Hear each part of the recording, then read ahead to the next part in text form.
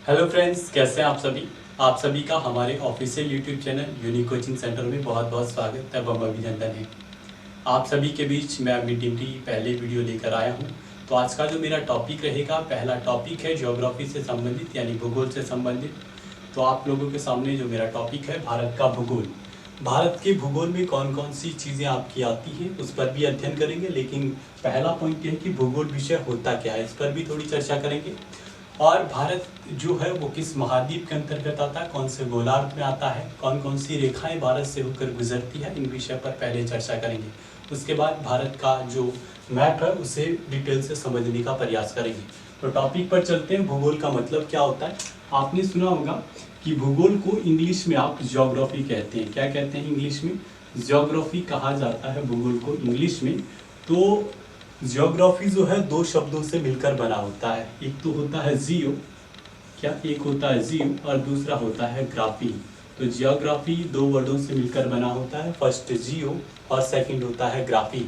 जियो का मतलब क्या होता है, ग्राफी का मतलब क्या होता है। आपने अक्सर सुना होगा कि हर वर्ड के पीछे आपने कभी भी वर्ड पढ़ा, जैसे आप पोमोलॉजी पढ़ते हैं तो पोमोलॉजी फलों के अध्ययन को कहते हैं। इसी तरह अगर किसी चीज़ का अध्ययन किया जाता है तो उसको ग्राफी से भी डिनोट किया जाता है। तो ग्राफी का मतलब होता है अध्ययन करना और जियो का मतलब होता है भूमि, या फिर आप कह सकते हैं इसको पृथ्वी। पृथ्वी या भूमि का अध्ययन करना ही क्या कहलाता है, ज्योग्राफी कहलाता है। तो ज्योग्राफी का मतलब क्या होता है, जियो का मतलब भूमि या पृथ्वी और ग्राफी का मतलब क्या होता है, अध्ययन होता है। तो नॉर्मली तरीके से परिभाषा यही है, लेकिन हम दूसरे तरीके से क्या समझ सकते हैं कि हम जिस पृथ्वी पर रहते हैं, मान लिया मेरे पास ये पृथ्वी है। पृथ्वी का अगर एक केंद्रीय बिंदु आप कह सकते हैं, पृथ्वी में एक लाइन होती है, आपने सुना होगा इसका नाम भूमध्य रेखा जिसे आप कहते हैं। तो इस रेखा से ऊपर नीचे यानी ये नॉर्मली एक स्थलखंड है पृथ्वी का। क्या है? स्थलखंड है। इस स्थलखंड से ऊपरी क्षेत्र के बारे में अध्ययन करना और इस स्थलखंड से नीचे वाले क्षेत्र की तरफ अध्ययन करना, उसी को हम नॉर्मली भाषा में ज्योग्राफी कहते हैं। तो चलते हैं आगे पर। ज्योग्राफी से संबंधित क्या क्या चीज़ें और आती हैं। नॉर्मली परिभाषा आपको पता चल ही चुकी है कि ज्योग्राफी होता है पृथ्वी या भूमि का अध्ययन, या वहाँ के वायुमंडल का अध्ययन, या फिर वहाँ का जो स्तर है उस तरीके का अध्ययन करना।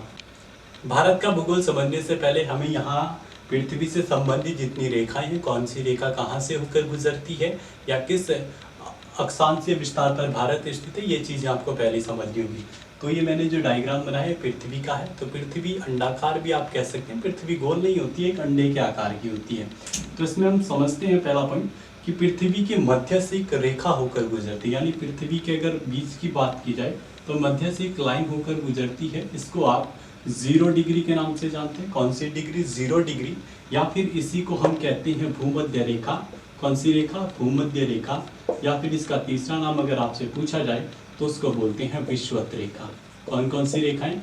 0 डिग्री, भूमध्य रेखा या विषुवत रेखा जो पृथ्वी के मध्य से होकर गुजरती है, इसको हम अक्षांशीय रेखा कहते हैं। क्या कहते हैं? यानी पृथ्वी पर जो आपकी पृथ्वी है, इस पर जो ये वाली रेखाएं होती हैं, इनको हम अक्षांशीय रेखा के नाम से जानते हैं।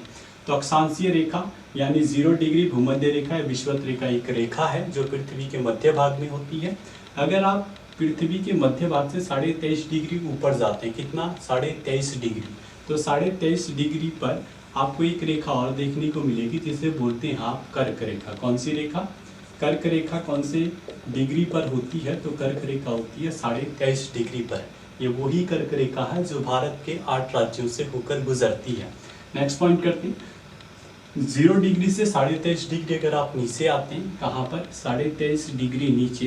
तो 23.5 डिग्री पर आपकी जो रेखा होती है उसका नाम है मकर रेखा। कौन सी रेखा?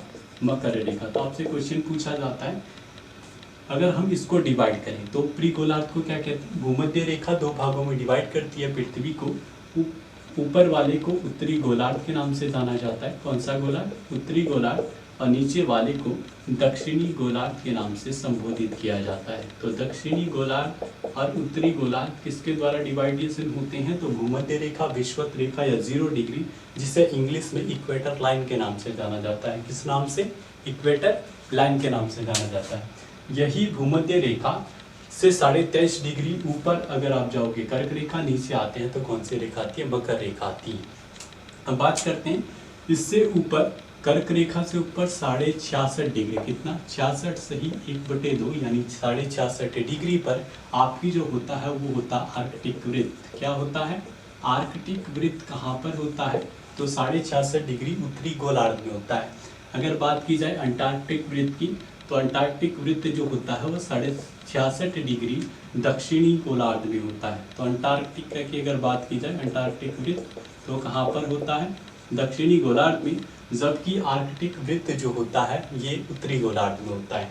अब इन्हीं पर चर्चाएं करेंगे, क्या क्या चीज़ें यहाँ से प्रश्न पेपर में पूछे जाते हैं, क्योंकि सबसे ज़्यादा इम्पोर्टेंट टॉपिक अगर आपको भारत का भूगोल पढ़ना है तो उससे पहले आपको ये चीज़ें नॉर्मली पता होनी चाहिए। ठीक है, तो 0 डिग्री जो है ये भूमध्य रेखा, दूसरी कर्क रेखा और मकर रेखा। ये क्वेश्चन ये भी पूछा जाता है कि कर्क रेखा, विषुवत रेखा, भूमध्य रेखा और मकर रेखा ऐसा कौन सा महाद्वीप है जिससे तीनों होकर गुजरती है। ये क्वेश्चन आपसे इम्पोर्टेंट है। तो वो महाद्वीप का नाम है आपका अफ्रीका। कौन सा महाद्वीप? अफ्रीका महाद्वीप एकमात्र ऐसा महाद्वीप है जिसके मध्य से होकर कर्क रेखा, विषुवत रेखा और भूमध्य रेखा तीनों रेखाएं आपकी जाती है। इंपॉर्टेंट क्वेश्चन, तो इस चीज़ को आप जरा ध्यान रखें। नेक्स्ट बात की जाए भूमध्य रेखा और विषुवत रेखा की अगर बात की जाए, ये ऐसी रेखा है जहां पर दिन और रात बराबर होते हैं। तो आपसे ये भी पूछे जाते हैं दिन और रात किस रेखा के कारण बराबर होती हैं। तो 23 सितंबर डेट याद रखनी आपको, कितना 23 सितंबर और 21 मार्च 21 मार्च 21 मार्च और 23 सितंबर को पृथ्वी पर दिन और रात बराबर होते हैं। तो इम्पोर्टेंट क्वेश्चन है, दिन और रात किस रेखा के कारण या किस रेखा पर बराबर होती हैं। तो दिन और रात बराबर की अगर डेट पूछी जाए तो होता है 21 मार्च और 21 मार्च और 23 सितंबर। इतना कंप्लीट है। बात करते हैं कर्क रेखा। कर्क रेखा की बात की जाए भारत के 8 राज्यों से होकर गुजरती है, इंपॉर्टेंट है। तो यहाँ पर कर्क रेखा जो अक्षांशीय रेखाएं, जो ये वाली रेखा, इन रेखाओं को क्या बोला मैंने? अक्षांशीय रेखाएं। और दूसरी जो ऐसे लाइनिंग में होती है, किस टाइप में? ऐसे, उनको बोला जाता है देशांतरीय रेखाएं। तो कर्क रेखा उत्तरी गोलार्ध के अंतर्गत, तो कर्क रेखा पर सूर्य की किरणें सीधी कब पड़ती है? पहला क्वेश्चन मेरा ये है कि कर्क रेखा पर सूर्य की किरणें सीधी कब पड़ती है। तो कर्क रेखा पर सूर्य की किरणें जो सीधी पड़ती है वो पड़ती है 21 जून। कब? 21 जून को सूर्य की किरणें सीधी कर्क रेखा पर पड़ती है, जिसके कारण उत्तरी गोलार्ध में बड़ा दिन होता है। तो आपसे पूछा जाता है उत्तरी गोलार्ध में बड़ा दिन कब होता है, तो आंसर हो जाएगा 21 जून को। ठीक है, किस रेखा पर सूर्य की किरणें सीधी पड़ती है, तो आंसर हो जाएगा कर्क रेखा पर। इसीलिए आपको पता है कि नरेंद्र मोदी जी के द्वारा योगा दिवस मनाने की जो घोषणा की गई थी वो 21 जून को ही की गई थी। 21 जून को आपका संगीत दिवस भी मनाया जाता है। तो ये दोनों दिवस रीजन यही रहता है क्योंकि ज़्यादा लोग योगा कर सके, इसलिए 21 जून को उत्तरी गोलार्ध में बड़ा दिन मनाया जाता है। नरेंद्र मोदी ने इस चीज़ की घोषणा भी की थी। ठीक है, बात करते हैं आगे दक्षिणी गोलार्ध की। दक्षिणी गोलार्ध में जो आपकी मकर रेखा है, कौन सी रेखा? मकर रेखा जो दक्षिणी गोलार्ध में 23.5 डिग्री पर आती है, यहाँ पर सबसे बड़ा दिन जो होता है वो होता है 22 दिसंबर को। कब? 22 दिसंबर को मकर रेखा पर सूर्य की किरणें सीधी पड़ती है, इसीलिए दक्षिणी गोलार्ध में सबसे बड़ा दिन कितनी तारीख को होता है? 22 दिसंबर को। रिपीटेशन, कर्क रेखा पर कब? 21 जून को सबसे बड़ा दिन होता है, इसीलिए उत्तरी गोलार्ध में योगा दिवस और दूसरा संगीत दिवस मनाया जाता है। अब 22 दिसंबर को आपको पता है वैसे रामानुजन की जयंती मनाई जाती है, इनका जन्म दिवस, इसीलिए गणित दिवस भी मनाया जाता है। और साथ में मकर रेखा पर सूर्य की जो किरणें पड़ती हैं डायरेक्टली, वो कब पड़ती है? तो आंसर हो जाएगा आपका 22 दिसंबर। दोनों चीज़ें कंप्लीट हो चुकी हैं।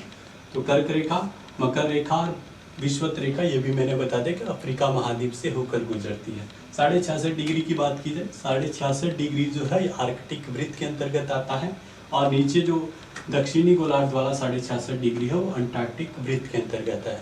अब दूसरी चीज समझते हैं इसमें क्या।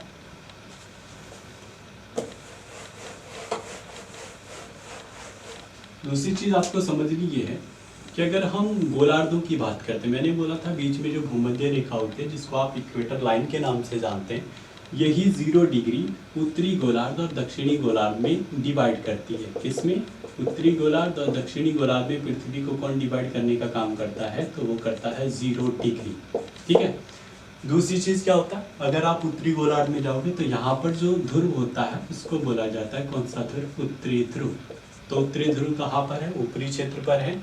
और दक्षिणी ध्रुव की अगर बात की जाए तो यहाँ पर है। दक्षिणी ध्रुव कहाँ पर है? नीचे है। 2 पॉइंट क्लियर। दक्षिणी ध्रुव नीचे है और उत्तरी ध्रुव वहां पर है। यहाँ पर आर्कटिक वृत्त था, इधर कर्क रेखा, कर्क रेखा के बाद भूमध्य रेखा, विषुवत रेखा, विषुवत रेखा के बाद नीचे आओगे तो मकर रेखा, मकर के बाद आपका अंटार्कटिक वृत्त आता है और लास्ट में आपका कौन सा दक्षिणी ध्रुव आता है। दूसरी कंडीशन क्या है, अब पूछा जाएगा कि भारत का भूगोल अगर पढ़ना तो रीजन क्या था, भारत कौन से गोलार्ध में, पहला क्वेश्चन मेरा ये है। तो भारत जो आपका है वो उत्तरी गोलार्ध में स्थित है। कौन से गोलार्ध में स्थित है, उत्तरी गोलार्ध में। यहाँ बात ये थी कि अक्षांशीय रेखा, अब देखो समझना क्या है, बात आती है कि जो ग्लोब में यानी पृथ्वी में कुछ रेखाएं ऐसे होता है, आपने नॉर्मली ऐसे देखा होगा, लेकिन रेखाओं की संख्या आप ऐसे भी देख सकते हैं उत्तरी गोलार्ध की। ये नॉर्मली जो लाइनें होती है वो इस तरीके से होती है, लेकिन हमारे पढ़ाने के सिलेबस से अगर देखा जाए तरीके से तो ये वाली लाइनें ही अधिकतर खींची जाती हैं। इन रेखाओं की संख्या कितनी है, पहले तो मैंने बोला था इन रेखाओं को क्या बोलते हैं, अक्षांशीय रेखाओं के नाम से जानते हैं। तो बात करते हैं, जो टॉपिक ये था इसमें अक्षांशीय रेखाएं, देशांतीय रेखाएं, इनमें से जो कर्क रेखा, भूमध्य रेखा और विषुवत रेखा है, इस पर एक प्रश्न और पूछा जाता है कि कौन सी नदी किस रेखा को काटने का कार्य करती है। तो पहला पॉइंट आपका जो है ये मैंने बताया था, ये है 0 डिग्री। कौन सी 0 डिग्री, जिसे आप विषुवत रेखा या भूमध्य रेखा के नाम से जानते हैं। कौन सी रेखा, विषुवत रेखा या भूमध्य रेखा के नाम से आप कौन सी लाइन को जानते हैं, तो जिसे आप 0 डिग्री के नाम से जानते हैं, उसी के अन्य नाम भूमध्य रेखा और विषुवत रेखा है। इसी के ऊपर की बात करते हैं 23.5 डिग्री। 23.5 डिग्री पर यहाँ पर आपकी जो रेखा उसका नाम है कर्क रेखा। कौन सी रेखा, कर्क रेखा। और 23.5 डिग्री अगर आप दक्षिणी गोलार्ध में आते हैं तो यहाँ पर जो रेखा है उसका नाम है मकर रेखा। तो कर्क रेखा, मकर रेखा और विषुवत रेखा को विश्व की कौन सी नदियाँ काटती हैं, तो पहला जो आपका क्वेश्चन है, कर्क रेखा को कौन सी नदी काटती है, 2 बार, तो आंसर हो जाएगा आपका जिसका नाम है माही नदी। माही नदी आपके भारत देश के अंदर गुजरात राज्य में बहती है, वहाँ पर कर्क रेखा को 2 बार काटने का काम करती है। विषुवत रेखा, भूमध्य रेखा की बात की जाए तो यहाँ पर साउथ अफ्रीका में एक नदी बहती है जिसका नाम है कांगो नदी। कांगो नदी भूमध्य रेखा, विषुवत रेखा या 0 डिग्री को 2 बार काटने का कार्य करती है। मकर रेखा की बात की जाए तो मकर रेखा को साउथ अफ्रीका की नदी जो है लिम्पोपो, ये 2 बार काटने का काम करती है। और लिम्पोपो नदी को ही घड़ियाल नदी के नाम से जाना जाता है। किस नाम से जाना जाता है, तो घड़ियाल नदी के नाम से विश्व में किस नदी को जानते हैं, आंसर हो जाएगा आपका लिम्पोपो नदी। तो तीनों चीज़ कंप्लीट। कर्क रेखा को माही नदी 2 बार काटती है, विषुवत रेखा को या भूमध्य रेखा को कांगो नदी 2 बार काटती है, मकर रेखा को लिम्पोपो या घड़ियाल नदी 2 बार काटने का काम करती है। इंपॉर्टेंट है तीनों, आप एक बार इसको जरूर देखें।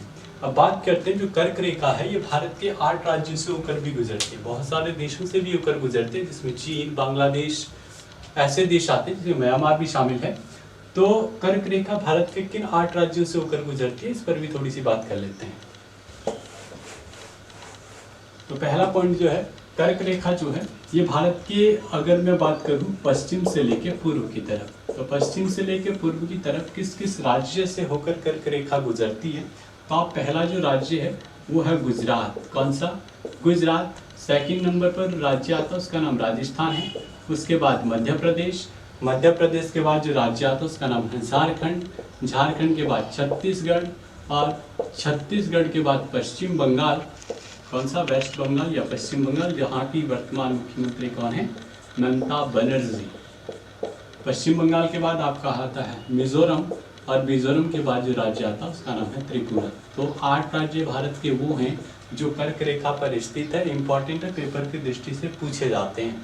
बात करते हैं कर्क रेखा के अलावा एक दूसरी रेखा भारत में होती है जिसका नाम है मानक समय रेखा। कौन सी समय रेखा, मानक समय रेखा।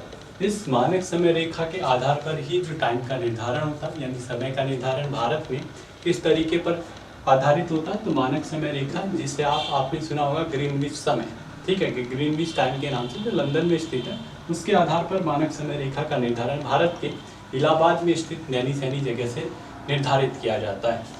ये कौन कौन से राज्य से होकर जाती है मानक समय रेखा, तो फर्स्ट आपका जो इलाहाबाद से स्टार्ट होती है, इसका मतलब सिंपल सी बात है कि उत्तर प्रदेश राज्य से होकर जाएगी कौन सी, मानक समय रेखा। उसके बाद अगर आपका राज्य आता है उसका नाम है ओडिशा, उत्तर प्रदेश, ओडिशा। उसके बाद मध्य प्रदेश, आंध्र प्रदेश और छत्तीसगढ़। इन 5 राज्यों से होकर जो है आपकी मानक समय रेखा गुजरती है। तो भारत के 5 राज्यों से मानक समय रेखा नाम आपके लिखे, उत्तर प्रदेश, ओडिशा, मध्य प्रदेश, आंध्र प्रदेश और छत्तीसगढ़। और कर्क रेखा जो भारत के 8 राज्यों से होकर गुजरती है, गुजरात के बाद राजस्थान, मध्य प्रदेश, झारखंड, छत्तीसगढ़, पश्चिम बंगाल, मिजोरम और आपका त्रिपुरा। इन राज्यों से होकर कौन सी रेखा गुजरती है? कर्क रेखा। तो इतना आगे आप समझते रहें और चीजें आपकी आगे वीडियो। आइए समझते हैं भारत का भौगोलिक विस्तार। भारत के भौगोलिक विस्तार में क्या क्या चीजें समझनी, एक बार मैं रिपीट कर देता हूं। तो भारत के भौगोलिक विस्तार में पहली चीज आपकी आती है भारत के पड़ोसी देश। भारत का कौन सा पड़ोसी देश है, कितने राज्यों को भारत के टच करता है। दूसरा जो है तटीय सीमा, यानी भारत की कितने राज्य ऐसे हैं जो तटीय सीमा को टच करते हैं। इधर से अगर देखा जाए तो भारत और किस देश के बीच कौन कौन सी रेखा, इन पर भी चर्चा करेंगे। तो आते हैं पहले देशों के नाम, कौन सा देश कहाँ से टच करता है, ये चीज समझनी है। बात की जाए पाकिस्तान की, तो पाकिस्तान भारत को किस दिशा से टच करता है, तो आप समझ सकते हैं इधर से, यानी पश्चिम दिशा की साइड से पाकिस्तान भारत को टच करता है। ऊपर अगर चले आप तो यहाँ पर है अफगानिस्तान। अफगानिस्तान भारत को यहाँ से टच करता है। इधर जो देश आएगा उसका नाम है चाइना, यानी चीन।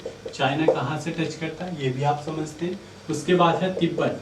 तो तिब्बत कहाँ से टच करता है, ये नीचे अगर आप आओगे तो यहाँ पर देश का नाम है नेपाल।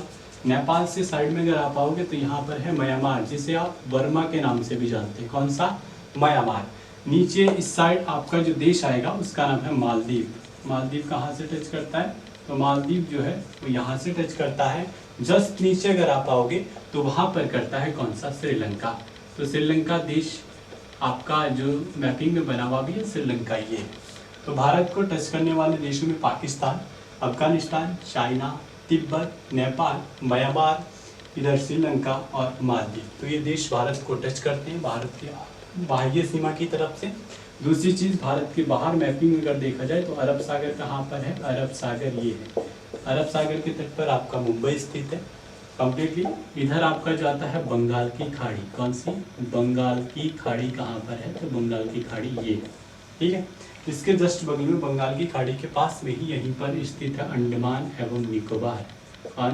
अंडमान एवं निकोबार कहाँ पर स्थित है, तो बंगाल की खाड़ी के जस्ट बगल में आपका अंडमान एवं निकोबार स्थित है।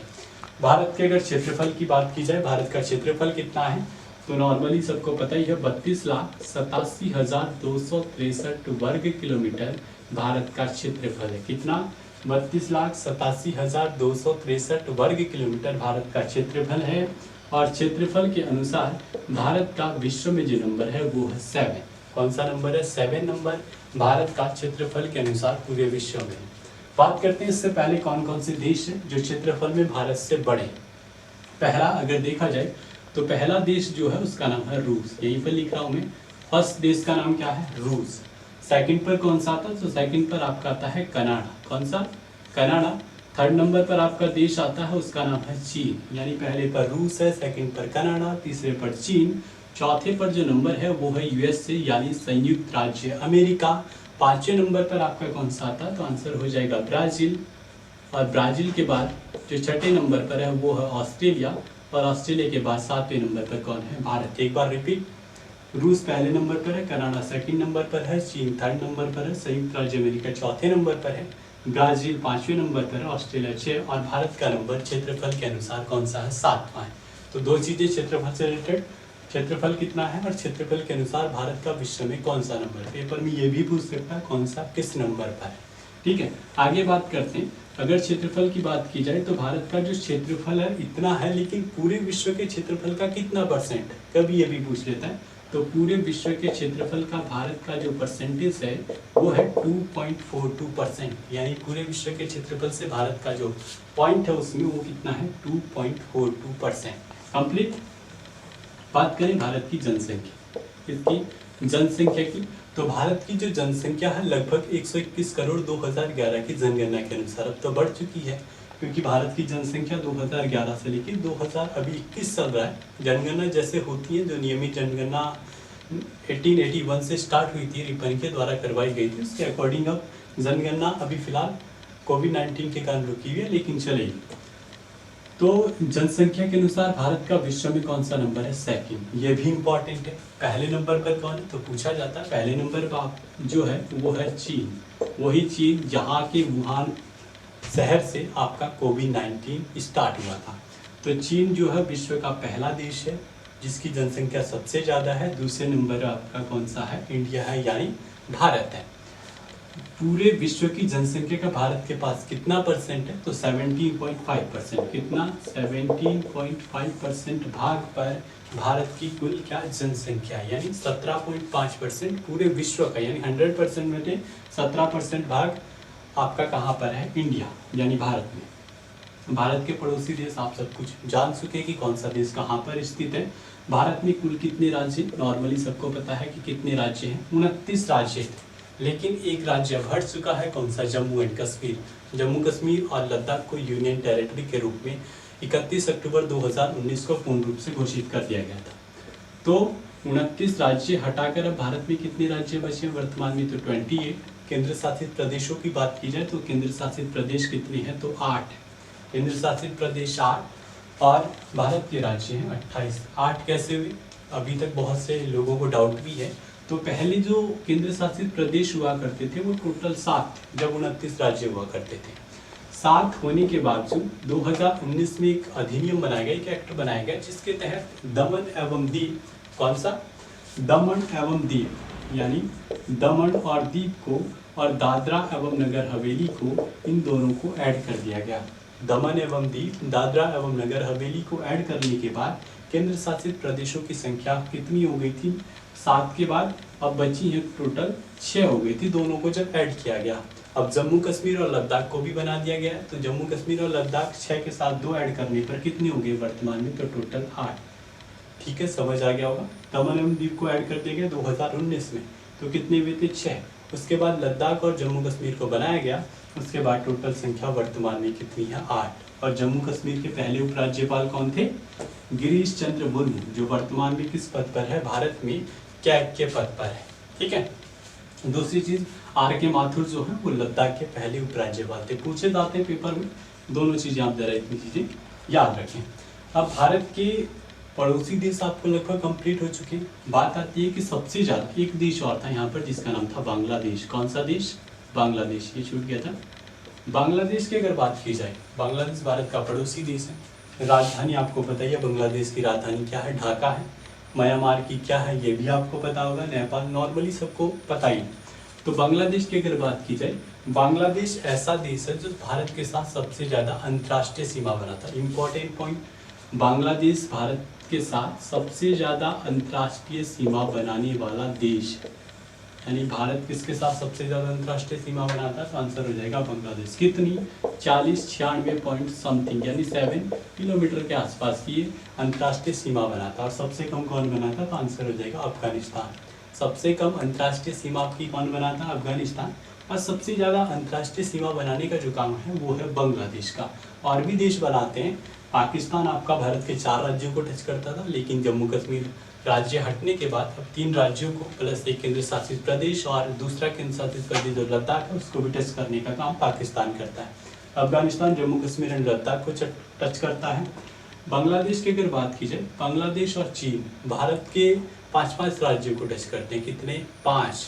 ये चीज़ भी आप जरा फिलहाल याद रखें। तो अंतर्राष्ट्रीय सीमा सबसे ज़्यादा कौन सा देश बनाता है? बांग्लादेश भारत के साथ। और सबसे कम कौन सा बनाता है? तो आंसर हो जाएगा अफगानिस्तान।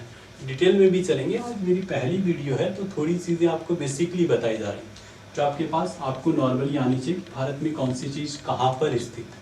धीरे धीरे मैं मैपिंग के तरफ से आपके लिए जो है अलग वाइज, यानी नॉर्मली एक एक राज्य के बारे में डिटेल से भी लेकर आऊँगा, कौन से राज्य में क्या चीज़ इंपॉर्टेंट है। ठीक है, तो बात करते हैं।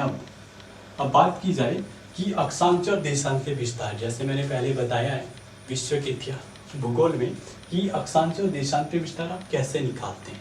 तो अक्षांश और देशांश के विस्तार को समझने से पहले एक चीज़ ये है कि उत्तर से लेके दक्षिण तक, यानी ऊपर से लेके नीचे तक अगर देखा जाए तो भारत की कुल लंबाई कितनी है। इंपॉर्टेंट है पेपर की दृष्टि से। तो ये कुल लंबाई है आपकी 3214, यानी 3214 किलोमीटर भारत की उत्तर से लेके दक्षिण तक की कुल लंबाई है। कहाँ से लेके? उत्तर से दक्षिण तक की कुल लंबाई भारत की 3,214 किलोमीटर है। अगर पूरब से पश्चिम आते हैं, पूरब से पश्चिम अगर देखा जाए, नहीं गुजरात से लेकर अरुणाचल प्रदेश, अरुणाचल प्रदेश से लेकर गुजरात तक, ये कुल लंबाई है आपकी 2933 किलोमीटर। कितनी? 2,933 किलोमीटर, 2933 किलोमीटर। इतनी चीज कंप्लीट। अक्षांशीय विस्तार पर चलते हैं, ठीक है। देशों के नाम आपको पता चल चुका, कौन सा देश कहाँ पर है और अरब सागर कहाँ है, बंगाल की खाड़ी कहाँ है। क्योंकि जब भी आप ज्योग्राफी पढ़ते हैं तो ज़्यादा चीज़ें आप कोशिश करा करो कि चीज़ें आप मैपिंग से याद करो। कहाँ से? मैपिंग से, क्योंकि पेपर में ज़्यादातर मैपिंग वाली चीज़ें ही आपके लिए इम्पॉर्टेंट होती हैं। तो अब दूसरी बात क्या है कि अक्षांशीय और देशांतरीय विस्तार। अक्षांशीय विस्तार की बात कर रहा था मैं, तो अक्षांशीय विस्तार लगभग आपका 8 डिग्री 4 मिनट से लेके कितना, 8 डिग्री 4 मिनट से लेके कितना है, 37 डिग्री 6, कितना, 37 डिग्री 6 मिनट। तो अक्षांशीय विस्तार आपका 8 डिग्री 4 से लेके 37 डिग्री 6 तक है। जबकि देशांतरीय विस्तार जो आपका है वो 68 डिग्री समथिंग के आसपास से लेके 97 डिग्री 25 मिनट तक है। कितना? पूर्वी देशांतर अगर आपसे पूछा जाए तो 68 डिग्री समथिंग से लेके 97 डिग्री 25, लगभग आपको 68 और 97 याद है तो ऑप्शन के अकॉर्डिंग आप आंसर निकाल सकते हैं। 8 डिग्री 4 से लेके कितना, 37 डिग्री 6 मिनट के मध्य तक क्या है, ये अक्षांशीय विस्तार है। ये वाला क्या है, देशांतरीय विस्तार है। अब देशांतरीय और अक्षांशीय विस्तार याद करने के बाद एक चीज़ और आती है कि भारत का दक्षिणी बिंदु कौन सा है, उत्तरी बिंदु कौन सा है, पूर्वी कौन सा, ये चीज़ें भी आपसे पेपर में पूछी जाती हैं। तो भारत के 4 राज्य, पहले मैं दक्षिणी राज्य बता देता हूँ। दक्षिणी राज्य आपका तमिलनाडु है। ऊपर जाओगे तो जम्मू कश्मीर था, लेकिन अब जम्मू कश्मीर नहीं है, तो हिमाचल प्रदेश और पंजाब उस क्षेत्र को टच करते हैं। इधर आप जाओगे तो अरुणाचल प्रदेश, और इधर आते हो तो गुजरात में। तो गुजरात में एक जगह है जिसका नाम है गौरमाता। कौन सा? गौरमाता के नाम से इसे जाना जाता है। गौरमाता भारत का पश्चिमी बिंदु है। कौन सा बिंदु?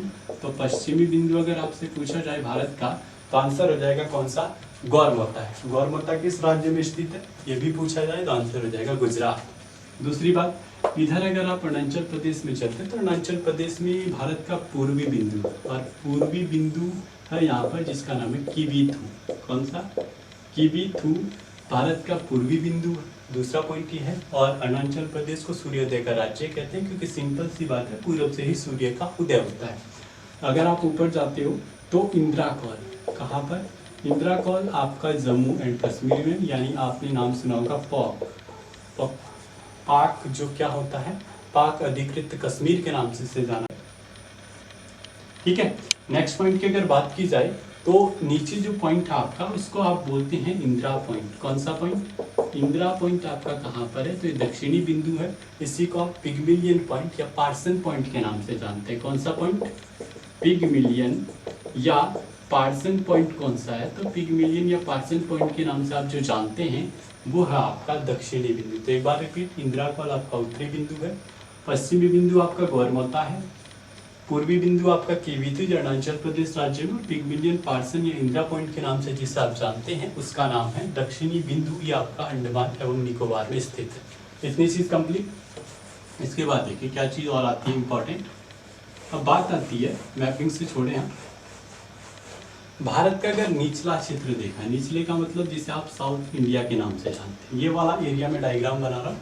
इस एरिया के माध्यम से 2-3 चीज़ें आपसे पूछी जाती हैं। एक तो आपका ये वाला एरिया जो है यहाँ पर गुजरात है, इधर वाला एरिया क्या है? देखो यहाँ पर राज्य है गुजरात, हिंदी में लिख रहा हूँ कौन सा? गुजरात। यहाँ पर एक देखा जाए तो महाराष्ट्र, महाराष्ट्र से जब नीचे आप आते हो तो राज्य आता है गोवा। कौन सा? गोवा। गोवा के बाद जो राज्य आता है उसका नाम है कर्नाटक। कौन सा? कर्नाटक। कर्नाटक के बाद केरल। इधर आप आते हो तो तमिलनाडु। तमिलनाडु से अगर आप ऊपर चलते हो तो आंध्र प्रदेश। आंध्र प्रदेश के बाद आपका उड़ीसा आता है, और उड़ीसा के बाद आपका पश्चिम बंगाल आता है। कौन सा आता है? पश्चिम बंगाल। तो एक बार रिपीट करें, 1 2 3 4 5 6 7 8 9। लिखने का मतलब ये है कि भारत के 9 राज्य वो हैं जो तटीय सीमा को टच करते हैं। कौन सी सीमा को टच करते हैं? तटीय सीमा। और तटीय सीमा की जो लंबाई है भारत में वो है 7,516 किलोमीटर। कितनी?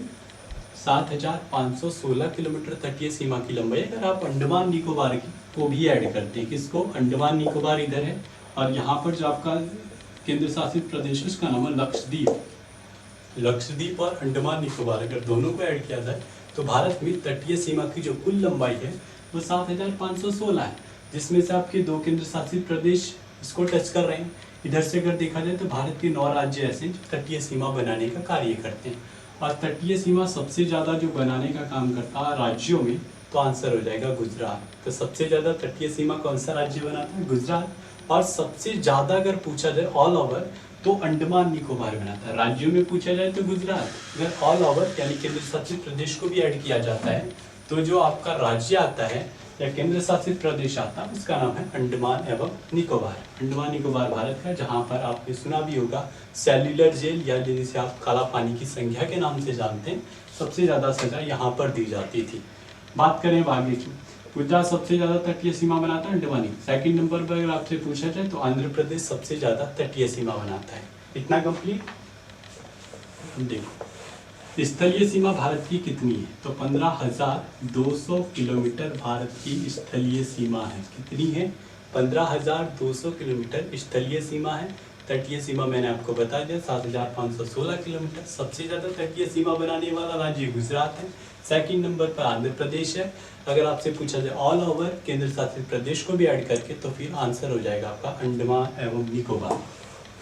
ठीक, अब देखो जितने भी राज्य भारत के सबकी राजधानी नॉर्मल आप लोगों को पता है कि कौन सा। अब इसके अगला जो मेरा टॉपिक होगा इससे रिलेटेड इतनी चीज़ें पहली डेमो वीडियो थी। अगर आपको ये अच्छी लगती है, लगता है कि हाँ कुछ है, तो आप हमारी वीडियो को लाइक करें, शेयर करें, सब्सक्राइब करें और वीडियो को फर्स्ट से लेके अंत तक ज़रूर देखें। यानी ये चीज़ें इंपॉर्टेंट होती है क्योंकि ज्योग्राफी अगर आपको समझनी है तो आपकी मैपिंग बहुत बेहतरीन होनी चाहिए। अगर आपको मैपिंग आती है तो आप फिर ज्योग्राफी में बहुत बेहतरीन रिजल्ट दे सकते हैं। तो आज के लिए इतना ही, धन्यवाद।